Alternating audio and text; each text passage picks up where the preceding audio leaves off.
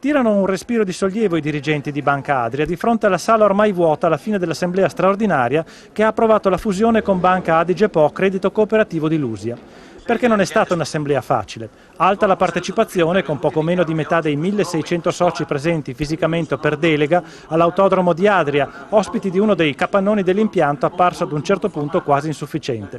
Qualche scintilla e qualche diffidenza anche nei confronti dei cronisti presenti, perché era ben alta anche la posta in gioco, fondersi con soci, circa 2000, ma molto meno florida in quanto a conti. Si tratta infatti di quella stessa Banca Adige Po, finita nel mirino della finanza a inizio anno per un presunto buco di oltre 11 milioni.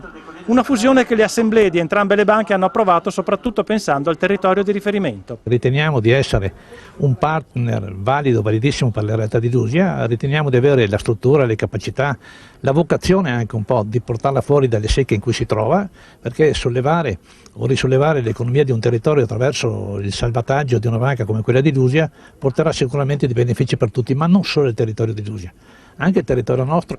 Una realtà bancaria ancor più radicata nel Rodigino, con filiali anche nella Bassa Padovana, e una raccolta che sfiorerà i 700 milioni di euro. Manterrà il nome di Banca Adria Credito Cooperativo del Delta, raddoppierà i dipendenti arrivando a circa 145, inevitabili sacrifici di aggiustamenti che dovrebbero essere compensati da solidità futura. Una banca che ha fatto una scelta da proporre ai soci, consapevole e di lungimiranza per affrontare il futuro. Ritengo che i soci abbiano risposto in maniera affermativa, cercando di affrontare il futuro veramente insieme, uniti.